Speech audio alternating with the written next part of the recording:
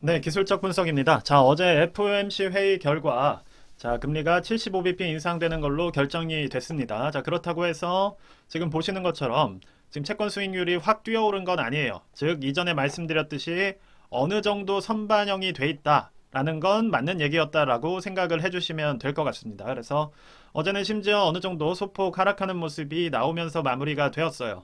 자, 그렇다면 제가 핵심적으로 좀 짚어드렸던 지표는 어떤 것이었냐? 바로 빅스였습니다. 자, 어쨌든 지금 시장을 어떻게 이해를 해주셔야 되냐면 무조건 시장이 하방, 즉 악재가 너무 강해서 돈이 확 흡수가 된다 이런 느낌보다는 돈은 아직도 많습니다. 자, 아직도 많아요. 풀려있는 돈은 아직도 많은 상황인데 돈을 버는 방향을 따라서 돈이 움직이는 겁니다. 즉 어느 정도 시장이 안정될 때는 롱 포지션으로 돈이 투입됐다가 시장이 조금 불안해진다 싶으면 해칭 포지션으로 돈이 왔다 갔다 흘러가고 있는 상황이다.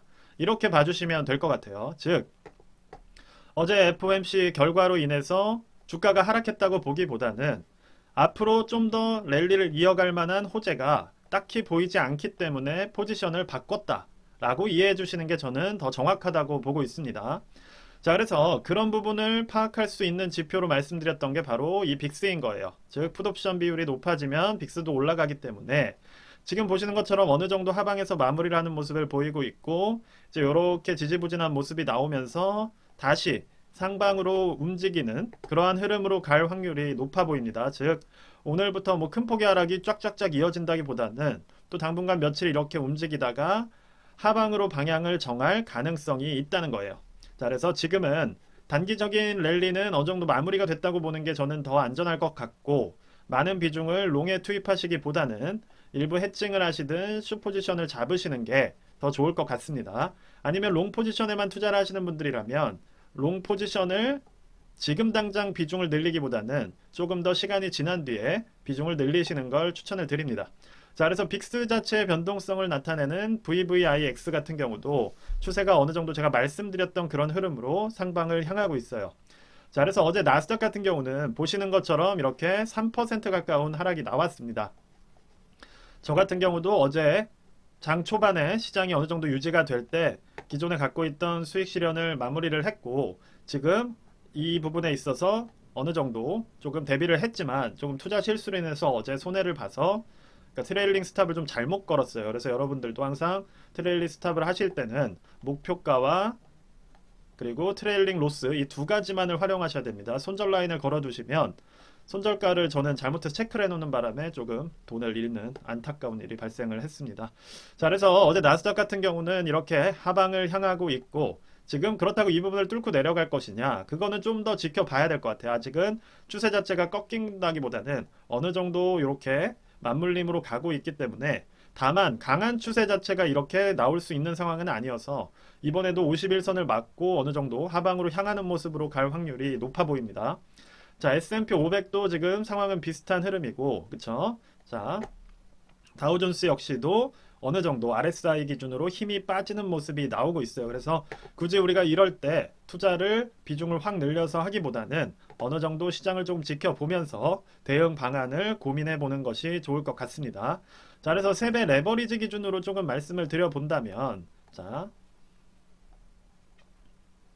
TQQQ 같은 경우는 지금 보시는 것처럼 다시 51선을 맞고 떨어지고 있어요. 즉 이전에 만선 기준으로 저점이 이쯤 16달러에 있기 때문에 지금부터 어느 정도 하방이 이어진다고 하면 또다시 저점을 낮추는 움직임으로 갈 수가 있습니다.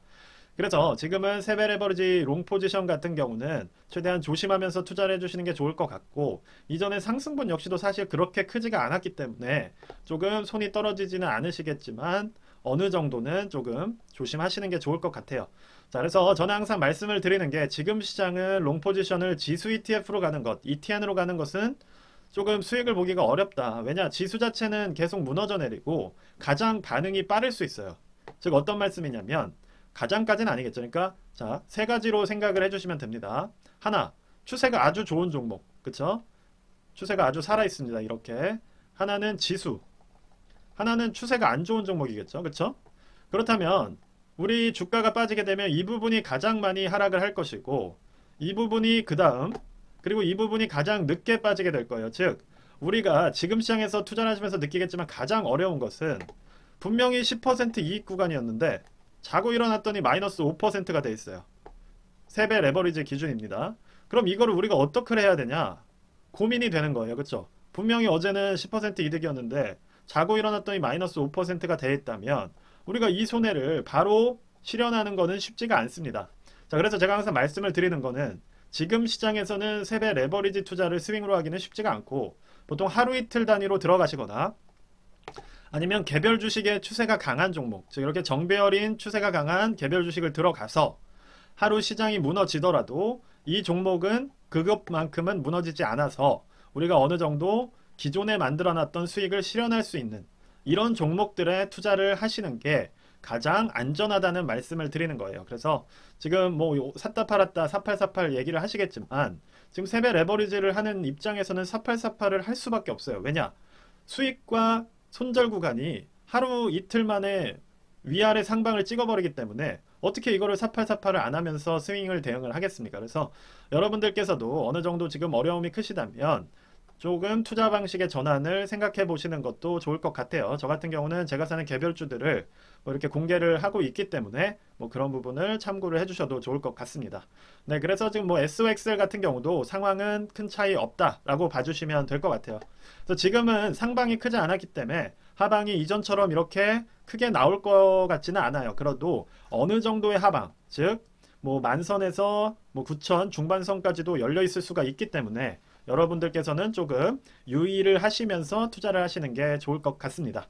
네, 그래서 FOMC 이후에 시장을 정리를 해드리자면 결과적으로는 고용 지표 자체가 뭐 나쁘지 않게 계속해서 유지가 되고 있고 FOMC 입장에서는 굳이 포지션 전환, 즉 피벗을 고려할 단계는 아니라는 게 입장인 것 같아요. 그래서 이제 75bp 자체야 이전에 이미 선반영이 돼서 시장이 한 달 동안 안정적으로 흘러왔지만 이제는 또 그것이 어느 정도 약발을 다 했기 때문에 다음 안정화가 잡힐 때까지는 롱 포지션을 조심하시는 방향으로 투자를 하시는 게 좋을 것 같다.